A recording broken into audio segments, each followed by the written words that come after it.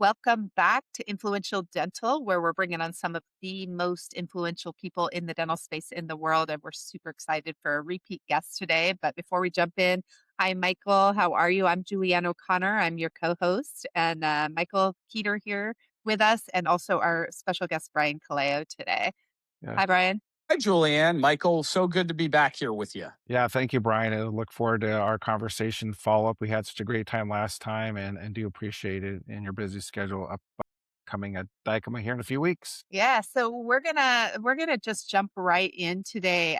We're super excited that Dykema is around the corner. We're seeing everywhere people posting about they're gonna be there, they're in attendance, they're speaking, whatever the case might be. Tell us about what's happening behind the scenes. Are you excited? Are you nervous? Like, are you overwhelmed? What's going on?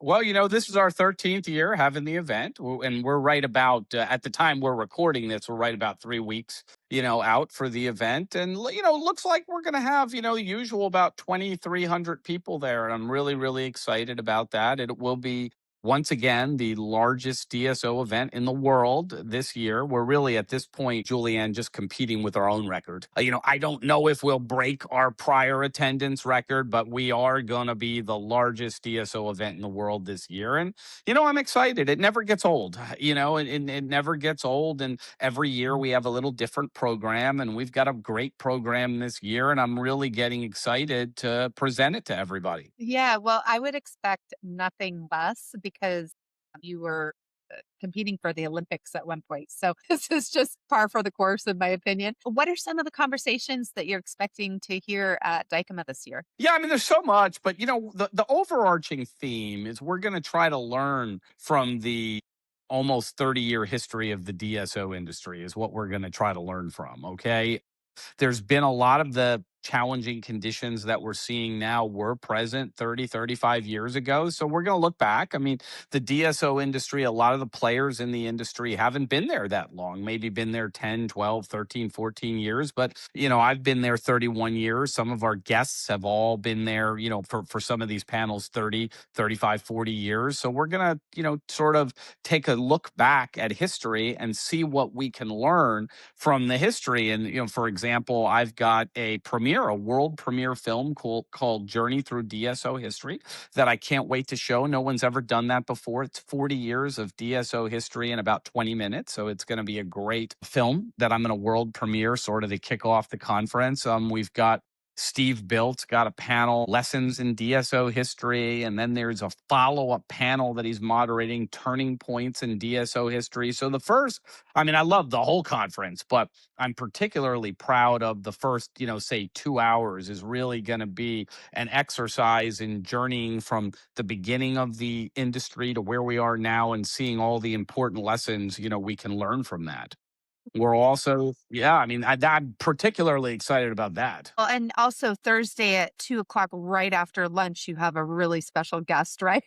And that would be me, by the way. I'll be Well, on your first main of stage. all, yeah, I saw that one coming like 300 miles away, but don't be that person, Julianne, that No, just shamelessly promotes yourself. I'll do it. I'm I so gotta. excited that you're going to be on our stage. I'll do it. You don't got to promote yourself. I'm happy to do it. And you're going to be up there and you're going to talk about, how to maximize the value of, your team members and how to really, get them all going in the same direction and get them excited about, performing. And I think it's going to be a great segment. We went over it a couple weeks ago. I got a sneak peek at it. I loved it. So I think you're going to be absolutely terrific. And that is happening also on Tuesday. And I'm sorry, at two Shameless. It o'clock was on Thursday. It was a shameless plug. I really was playing around, but I think what I wanted to go back to really quickly is, and I really am kidding. Although if people are eating lunch, I'm going to go out and drag them in. So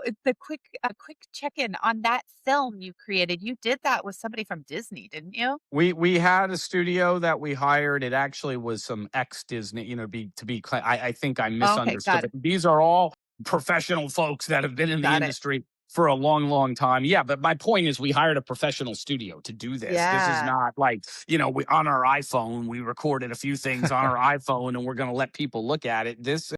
we had a professional studio, very expensive, undertaking as these things are, but I think our audience deserves that, and we really wanted to do something we never did before. So it's called Journey Through DSO History. I Yeah, can't wait to see it. I know it's going to be phenomenal. Mike, I know you've got something to add. yeah, no, I can't wait as well. And I've been to a handful of Dykema conferences and looking forward to this particular conference for a lot of reasons. One, to hear you, Julianne, because I know you'll do amazing, like Brian said.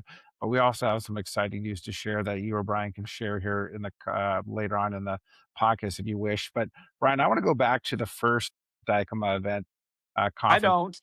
I know, but We you've had talked about you've 41 people there. I don't really want to talk about it, but no, I'm kidding. It's a great story. Everybody yeah. likes to talk about it. We had 41 people. I had to beg them to come. 41 was inclusive of my partners at Dykema. So really, when you back them out, it might have been 33 or 34 people. I mean, it was tough. Yeah, no, it is amazing.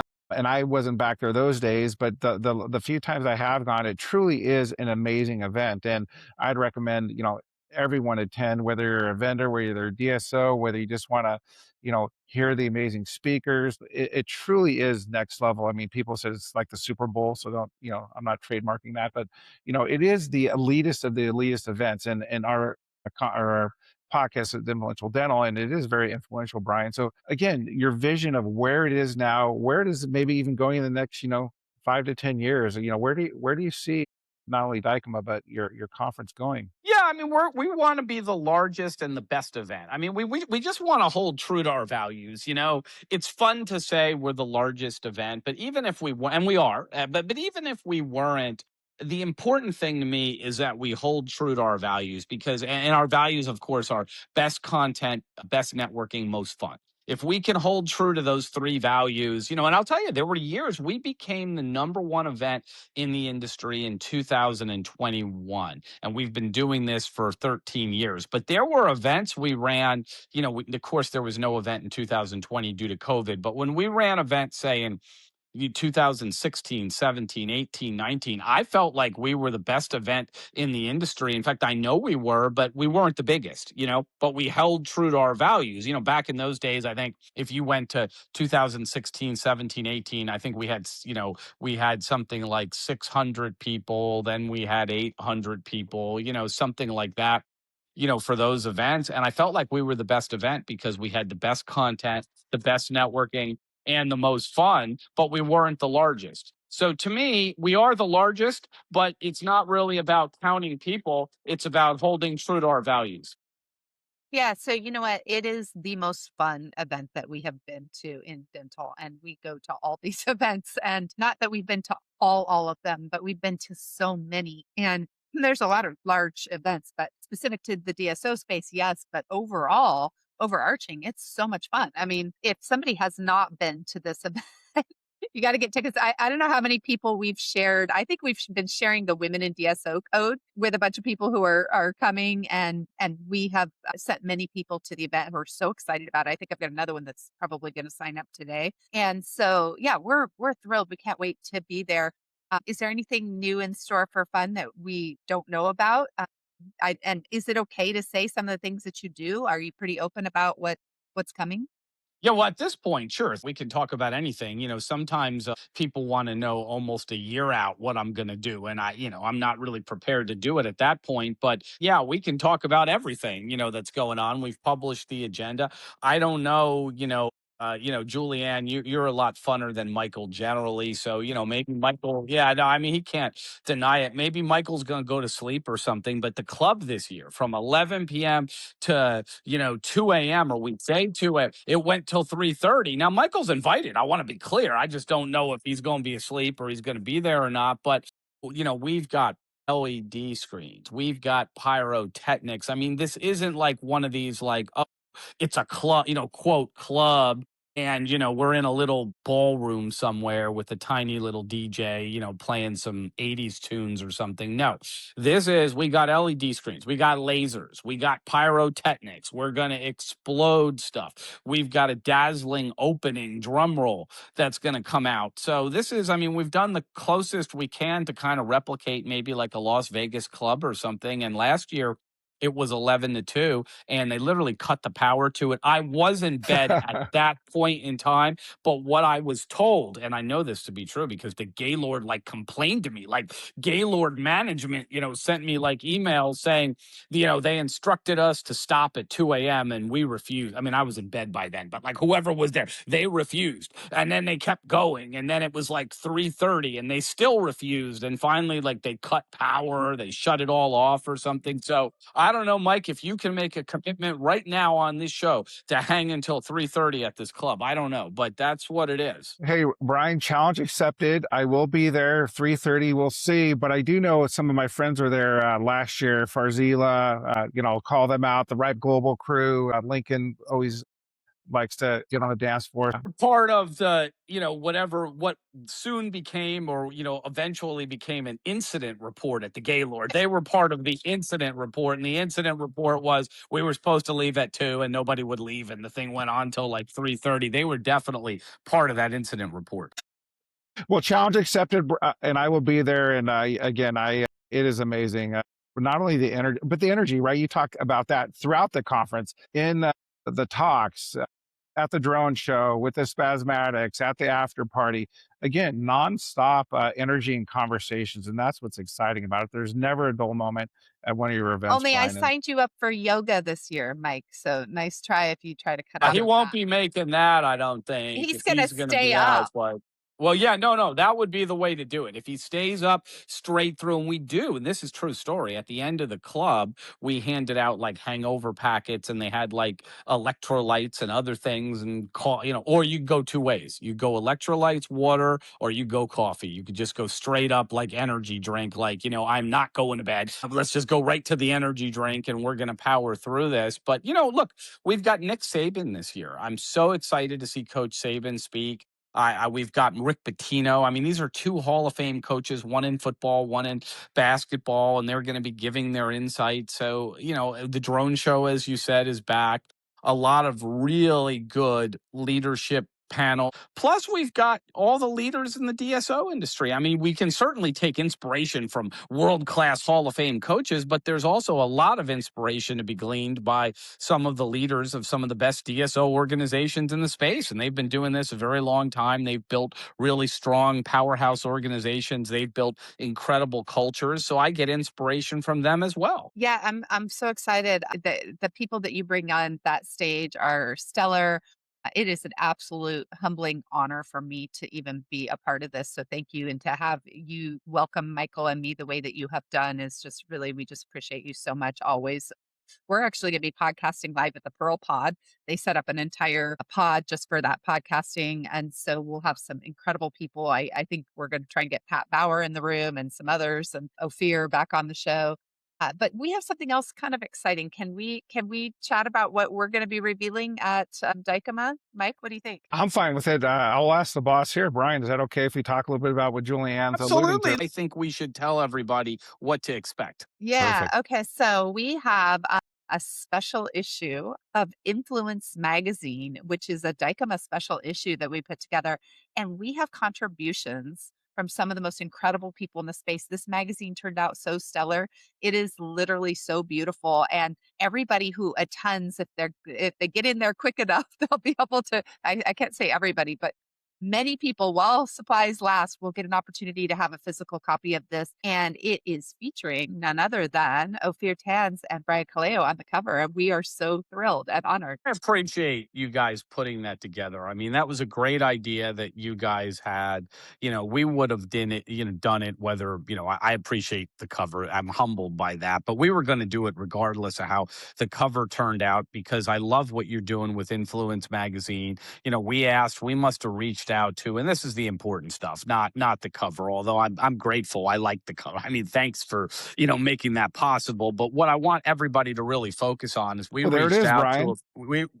It's beautiful. My God, I didn't know you were doing that. But we reached out to probably 30 key players in the DSO industry, and they all contributed content. And I think it's going to be a great addition. And yeah, I mean, the cover, I'm humbled. I mean, thanks for that. But that's not what I want to talk about. I want to talk about One, you guys made this special edition possible, and I appreciate that. And everybody that we reached out to, I mean, it's packed with really good value added content. Yeah, you know what? We literally, Mike flew out to meet me in LA, and we got our copies of the magazine like hot off the presses.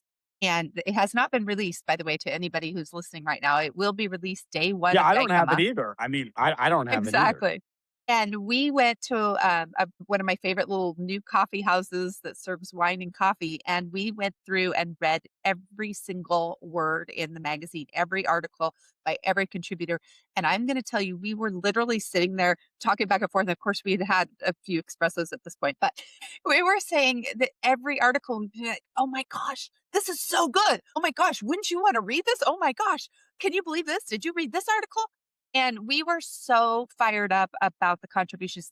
People took it really seriously. They took it really to heart. And my gratitude to every contributor in this issue of this magazine. It is the best we have ever done. And we are so grateful. Even our print shop, just from a design standpoint, said that it is the best thing that they have seen come through their print shop. And they deal with the best of the best in the industry in LA.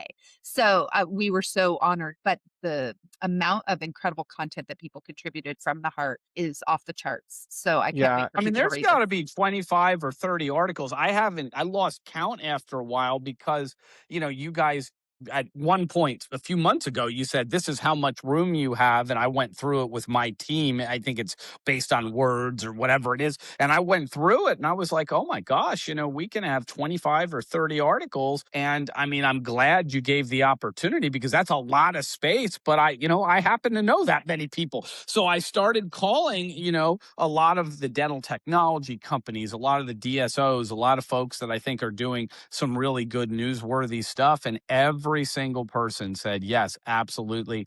We're going to contribute. And, I feel like you guys have looked at the whole thing cover to cover, but there's got to be 25 organizations represented in there contributing content, if not more. It's Yeah. so beautiful, and the information is so off the truth. It doesn't even matter. You don't even have to have a DSO to appreciate this magazine. You could be a team member and appreciate this magazine. It shares people's personal stories, the things that they've overcome, the people who've been their mentors. It shares really, really good data about what's happening in the dental industry. It's And we have some phenomenal. Go ahead, Mike. amazing charitable organizations as well, Brian, that Dykema is associated with, and we also are happy to be associated with. And so, as Julianne said, not only is it physically, beautiful, but the content is real, it's deep, and there's a lot of amazing stories. And we do appreciate also those vendors and partners of Dykema that we know as well that have also put ads in it. So it is truly a masterpiece. I'll say that. And not only can they And get the physical, everybody can see it. I mean, even if somehow you don't get like a hard copy of it, it's digitally yeah. available, so everybody will be able to see it, guaranteed. Correct. That's correct. Everybody will have the opportunity, and it's free for all dental professionals. You don't have to pay anything for it. But it is going to talk about, some of the trends happening, some of the things coming, and a lot of the topics that are actually going to be discussed at Dykema are featured in here. But let's pivot back to Dykema itself as well. So there's a lot of things that are kind of reshaping the dental industry, especially in the DSO space. And I've heard you speak a handful of times on some of that. Some of that is in the magazine as well. But you're gonna get up there and share some of your presentation that we've heard and give the status, if you will, of what is happening in dental, correct? Yeah, you know what? I'm going to do it two ways. I'm going to do it through Journey Through DSO History because you're going to get to see that movie. And I wrote that movie. I wrote all the content in that. So that's almost like a presentation for me, but it's a rock and roll documentary. So, I enjoy presenting, but how about a little something with some rock and roll to it? So we're going to do that. And then I am going to come out and I'm going to reflect on it for a little bit and talk about it. And some other members of the Dykema team are going to come out and reflect upon it because I've been blessed. I mean, my team members, I think some of, well, if you go to the senior partners, the junior senior partner, like the most junior senior partner,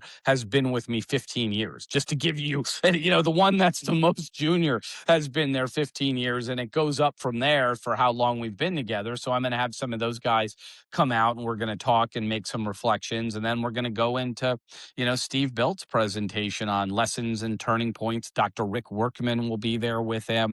Chris Moxon will be there from BCG, who's studied extensively the DSO industry. We're going to have Pat Haynes, who's one of the godfathers of the private equity industry and particularly has been prolific in dental. He's going to talk about, some of the challenges and how we work out of it, up and including the idea that maybe some of these companies may go public someday. And that's the first time anybody's ever discussed that on stage. Woman in DSO has a powerhouse panel. You've got Pat Bauer, who's getting our Dental Titan Award, by the way. He's been on the cover of Influence magazine, but you're going to have Pat Bauer.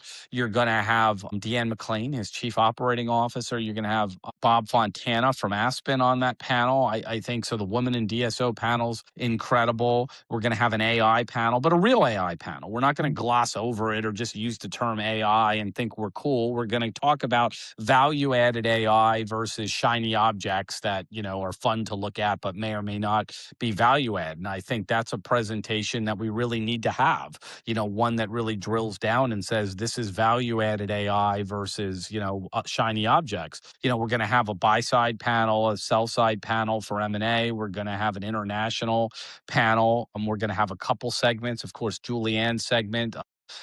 Dr. Lincoln Harris from Ripe Global is going to talk about maximizing, associate production. I think that's really important. We've got a patient finance panel or, presentation. So a lot of really, and of course, Coach Saban and Coach Pitino. So, I really feel like we've got a great program. You have the best of the best of programs. I really think that you guys always pack it so full of information. And one of the things that I love about this event is the networking. And if you go, one of the ways that you guys set up this event where every single sponsor, every single company that comes out and puts up a table is going to interact with everybody. There's so much networking just in the halls that it's hard to get the people into the main stage room sometimes because they're having such a good time in the hallways. It is. And that's a mixed bag. Like, it's sort of like it's always been a hallmark that our ballroom is packed, but the networking has become so good that certain times, it's not, look, even an empty, what I consider an empty ballroom that kind of disappoints me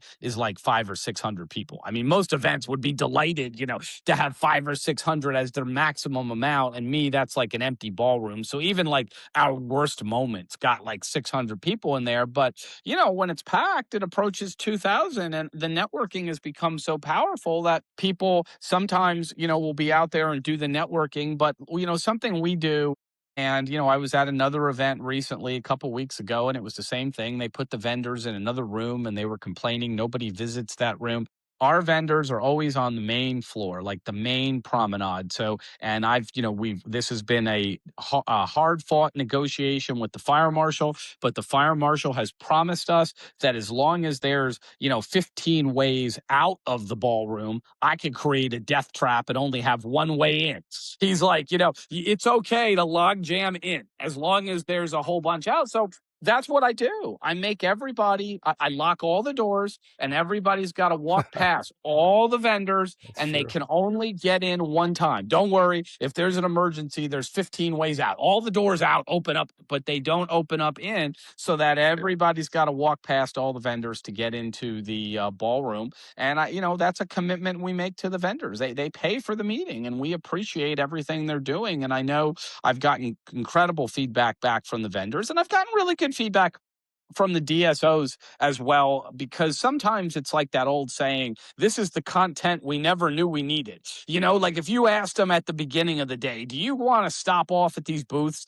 Some of them might say, no, I'm just going to go into this ballroom. But if you make them walk past there, amazing things happen and they interact and they meet people and they said, gosh, I didn't realize, this person did this or this person is over here. I'm glad, I had to walk past. Look, they certainly could put their head down and walk past. If you don't want to talk to anybody, you certainly can do that. But that's not what happens. They walk past this stuff and they really network and they make incredible connections. It is amazing how one conversation can make all the difference. And whether that's in the ballroom or the main stage, whether it's walking through the hall, whether it's at the post-party events, those conversations are made throughout. And that's what's nice. And like I said, if you just want to go on for the amazing world-class content, then you go for that. But you do have a full service event. And Julian, I know you have something to say, but I want to go back to your team, Brian, because Julian and I got to interact with the Dykema team at a few of your events as well, your leadership conferences, and really want to reiterate the quality of people that you have in your organization. And obviously that transcends to the support and the results you get for the DSOs you work with. And as a sneak peek into the magazine as well, I want to throw this out there that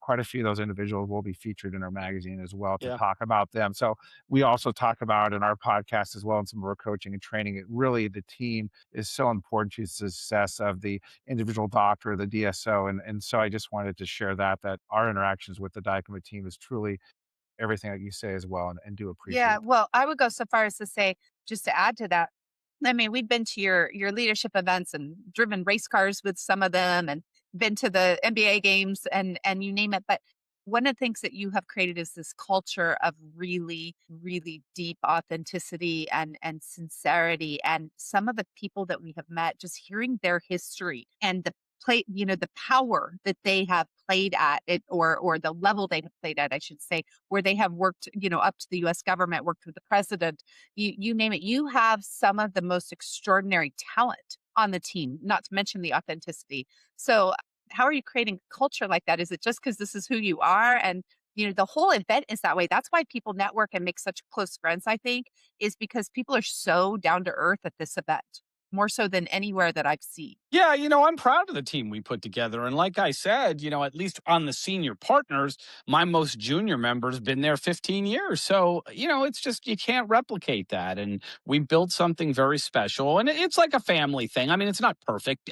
Everybody doesn't get along perfectly every minute, but we've built something very special, and everybody understands how special what we've built is. And I think everybody loves, in the end of the day, loves being a part of it. Even if, every now and then there's little things that come up, everybody by and large loves being a part of it. And that's why, the Dykema team has been together for so long. And that's why the new people really, it's very rare, when I bring somebody new in that, they leave or they go after a year or two. Like a lot of teams, you hire people and this person's there for a year or two, they're gone. Next person comes. We've had a lot of great success with people hanging around and really wanting to be a part of this for a long period of time. Yeah, and I mean, in any community, no matter what, there are squabbles and things. And the question is, are people socially, emotionally developed enough to be able to work through that stuff? And obviously, your team does that in a stellar fashion.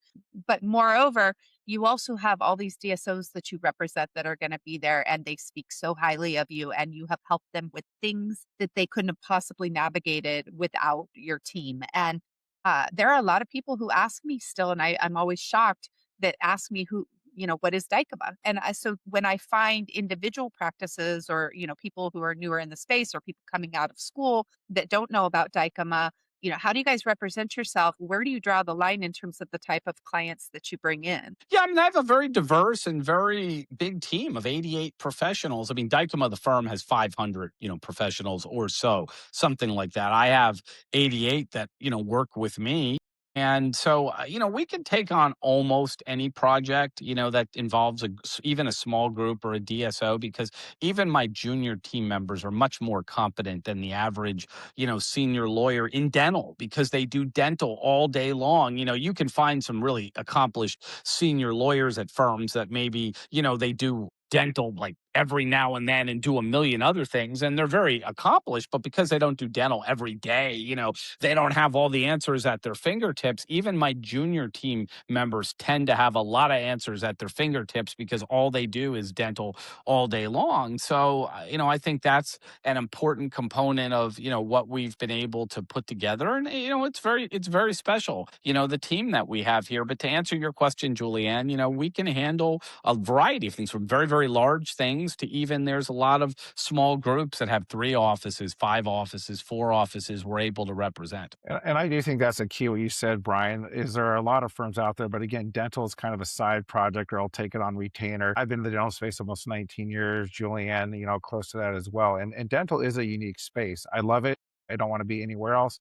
But dentists, dental organizations, there is a specific need and as what they're looking for and what they're looking at. So to distinguish Dicom in your division as part of that, I think that is key and huge and why you want to work with a firm like yours. So Yeah, what I always tell people is certainly nobody has to hire me or my firm, of course, but you gotta hire somebody that understands dental. If you're in dental, I guess you don't. You can do whatever you want. It's a free country, but if you hire attorneys or accountants or professionals that don't understand dentistry, you're just asking for problems. It's going to be the best thing that can happen, Michael, and this isn't good. The best thing is you'll spend 2 or 3 times what you should for them to figure out something that somebody that understands dentistry would know off the top of their head. That's the best thing that could happen. The worst thing that could happen is mistakes could be made. You're not properly protected and, you get down the line and it becomes a big problem for you. So while nobody has to hire me or Dykema or my team,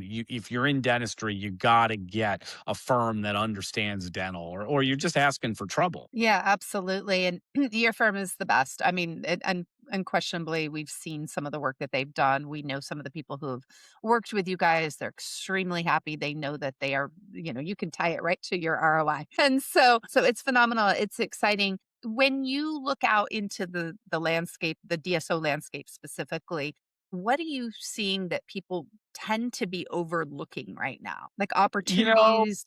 right now, it's tough. This is one of the most challenging conditions we've ever seen with elevated interest rates, elevated costs of supplies and goods, labor shortage, cost of labor being the highest it's been. It's challenging right now, but I think adopting the new technology innovations and solutions that are out there really can offset or mitigate some of these highly challenging conditions. I think some organizations, Julianne, are a little slow to adopt the incredible innovative technology solutions that are out there. And I understand it's hard work. There are so many solutions on the marketplace, and you've really got to do an evaluation because all solutions aren't going to work for all organizations. And you got to take a look at it, and it's hard work. It's not easy, but we've got extremely challenging times. Like I said, the interest rates are high, the cost of supplies and goods are high, cost of utilities are a shortage of labor, cost of labor is high. So these incredibly innovative solutions can help increase same store growth and in a lot of ways offset or mitigate the problems caused by all these challenging economic conditions. And I think some organizations, again, it's just hard, have been a little slow to adopt new technology. And I think it's not a nice to anymore to has to. It's essential that you evaluate, analyze, and adopt new technology. Do you notice that industry wide compared to other industries that dental is just slower to change? It's like the big ship that you got to turn around. Just with any adoption of anything new. I mean, in my career, I've sort of seen that as a trend compared to some industries, but I presume some are quick because they just operate that way. But as an industry, what is your take on it? Depends. I mean, in a lot of ways, dentistry is 10 years behind medicine. So things that medicine has adopted, dentistry historically has been a little slower to adopt. But within the DSO industry or the dental industry, like you say, there's that cliche saying, if you've seen one DSO, you've seen one DSO. Some are really fast and quick and they're on the cutting edge. Others are much, much slower and everything in between.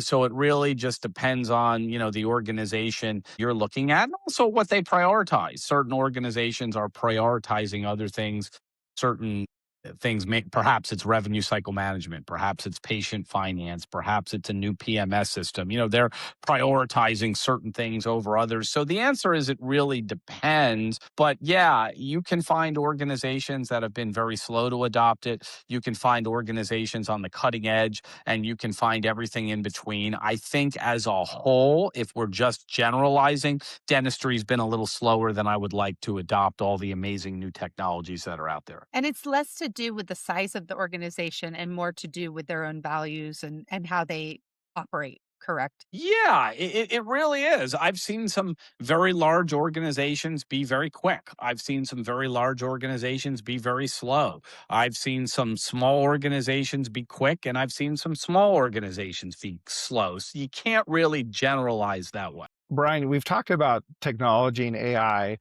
Can you address a little bit before we wrap up the human capital of the DSO? What does human capital mean moving forward not only to interact with this newer technology, but just in general on the importance of human capital in this equation? Yeah, Michael, that's a great question. So I would say a couple things.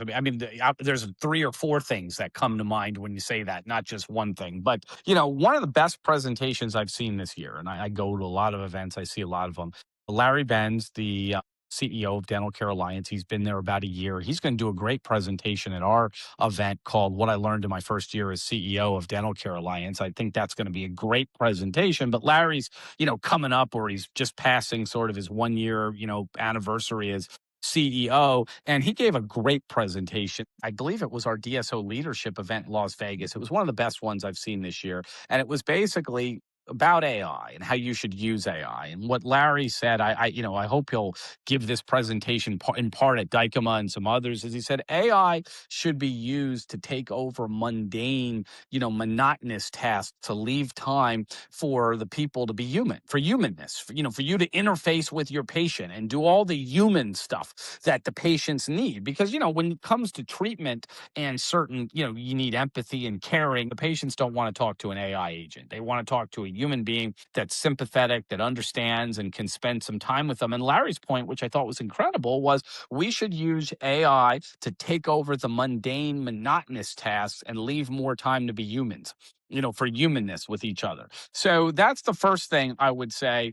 Michael, in response to your question, is we got to have time for humanness here. And it's really important. No matter how much technology we get, the people are going to be important. And spending time being humans with our patients is going to be really, really important. So that's something that comes to mind. Second, these are challenging economic times, and we got to create a great culture so that people will stay. And, people want to work at our organization. They want to get up and go to work every day. The patients see that. The patients want to come in, for their visits. And the only way you do that is humanness. You got to deal with humans to create a great culture. AI can't create a great culture for you. The humans got to create a great culture. And then three, this is something that like Ripe Global's doing. We talked about, you've got to maximize the potential. And you're going to talk about this, Julieanne, at your presentation. You got to maximize the potential of every human being on your team. You got to figure out a way to, if they think they can do, 3x, you can do 3.5x, or you can do 4x. You got to figure out a way